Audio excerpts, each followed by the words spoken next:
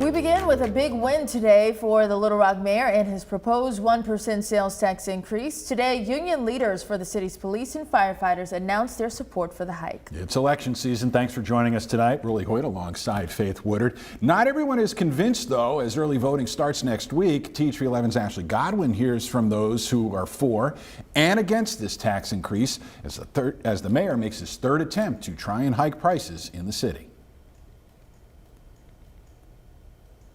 Because it's vitally important that if we're going to have a growing city and a transforming city, it has to be safe. Little Rock Mayor Frank Scott Jr. making his final push for the sales tax proposal. If both the 5/8 and 3/8 tax are passed by voters, it will generate $65 million for things like public safety, economic development, public infrastructure, and parks and recreation. So today we all stand in unity in public safety. Both unions for firefighters and police officers are announcing their support for the tax. The president of the Little Rock Firefighters Association said money from the tax would go towards a new fire station near Robinson, new fire trucks, and renovations to current facilities. Police said the money would fund new patrol cars, technology upgrades for the real-time crime center, and crisis response efforts. But if you give us the resources, the equipment, the response time capabilities that we need, then we're going to continue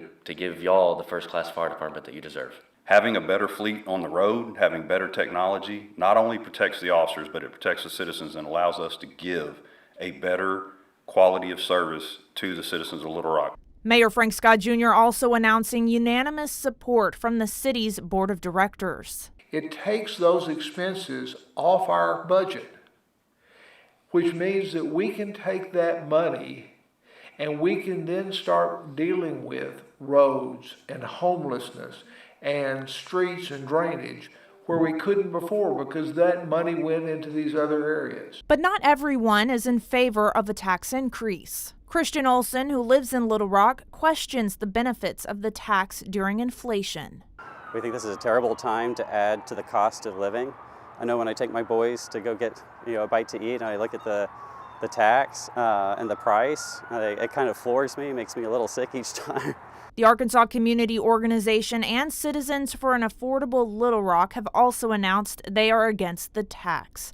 In Little Rock, Ashley Godwin, THV 11 News.